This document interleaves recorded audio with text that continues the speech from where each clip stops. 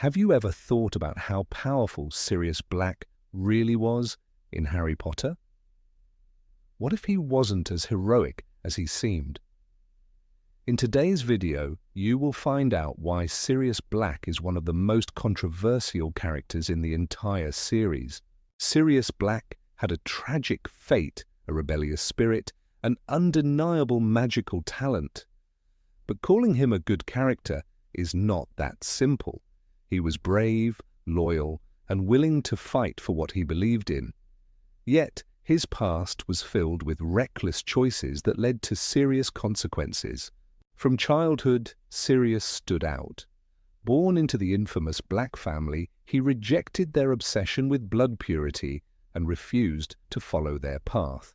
His defiance led him to Gryffindor, where he found his true family, James Potter, Remus Lupin, and Peter Pettigrew.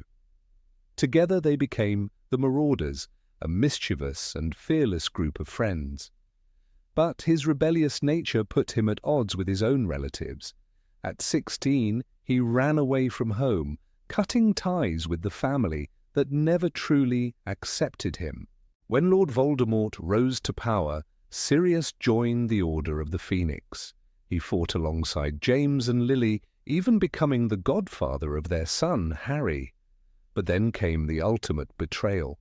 Peter Pettigrew, whom Sirius had always looked down on, revealed the Potter's hiding place to Voldemort. In one night, Sirius lost everything. His best friends were dead, and their murderer walked free. Consumed by rage, Sirius hunted down Pettigrew, only to be framed for his crimes. With a single explosion, Peter faked his own death, left a street full of bodies, and disappeared, leaving Sirius to take the fall. 12 years in Azkaban, 12 years of torment, locked away with soul-draining dementors, yet somehow Sirius endured. When he discovered that Peter was still alive, he did the impossible, escaped from Azkaban, something no wizard had ever done before. His only goal was revenge, but fate had other plans. Instead of killing Pettigrew, Sirius became a fugitive, forced to hide in the shadows. He watched over Harry from afar, longing to be the father figure his godson needed. Despite his hardships, Sirius was a formidable wizard. He fought Death Eaters, held his own in duels, and was one of the few wizards who could transform into an animagus at will. He resisted the soul-crushing effects of Azkaban for over a decade, something even seasoned wizards could not do. But was he truly great? Compared to legends like Dumbledore and Voldemort, his magic was not exceptional. His strength lay in his resilience, not in raw power. Yet for all his heroism, Sirius was far from perfect. His childhood arrogance never left him. He bullied Peter Pettigrew, treating him as lesser, which may have driven Peter to betray the Potters. He tormented Severus Snape, turning his school years into a nightmare.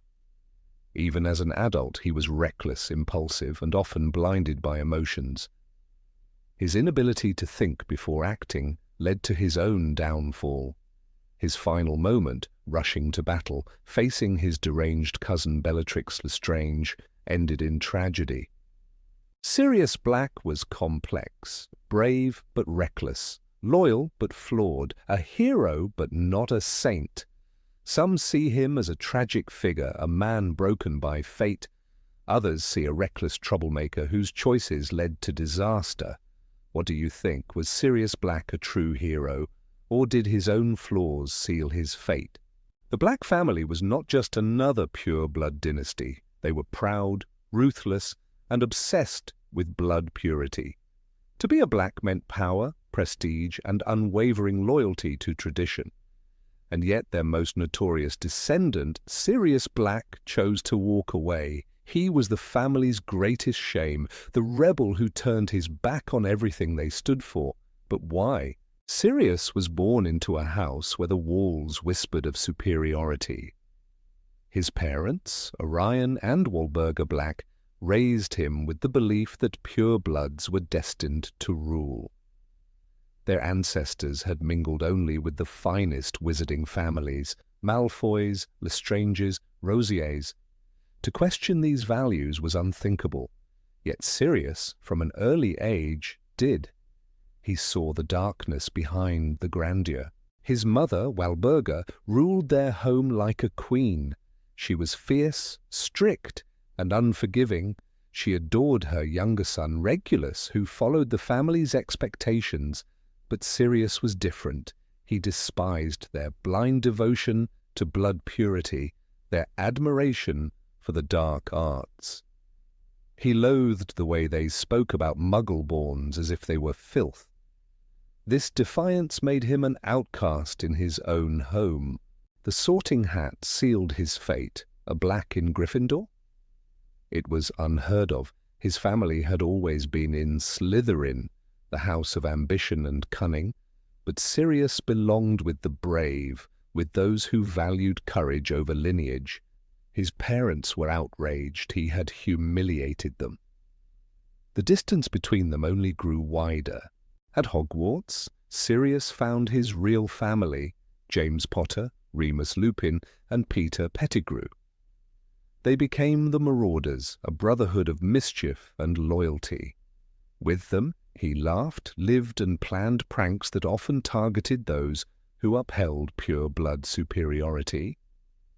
One of his greatest enemies was Severus Snape, a Slytherin who sympathized with the dark arts. Once, Sirius nearly got him killed. "If you go to the Whomping Willow at midnight, you'll find something interesting," he had told Snape, knowing full well that a transformed werewolf, Remus, waited on the other side. James had to save Snape at the last moment. It was a reckless move, but it showed the deep divide between Sirius and his family's ideals. Back home, the walls of Grimmauld Place suffocated him. His mother screamed insults at him, called him a disgrace. His name was spoken with disgust. The black family tree, proudly displayed in their house, was a record of their greatness.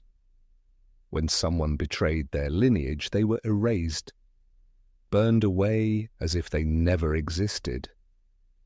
Years later, Sirius would say, "I was always grateful for the fact that I was able to leave that place."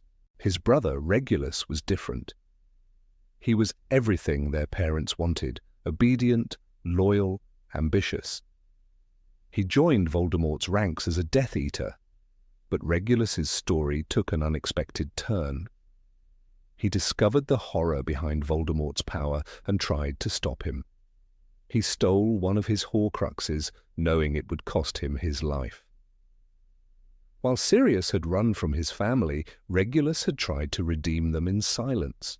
Sirius never reconciled with his family. Even after his parents' deaths, he wanted nothing to do with Grimmauld Place. "This house has been a prison for me," he told Harry, standing in its gloomy halls. But despite his hatred, he was still a Black. He knew the darkness in their blood, the arrogance that ran through their veins. And yet he had chosen another path. In the end, Sirius was not just a rebel. He was a survivor of a family consumed by its own ideals. He rejected their legacy, but could never fully escape it. His own fate, like Regulus's, was tragic. But unlike the rest of the Black family, he died fighting for something greater than himself.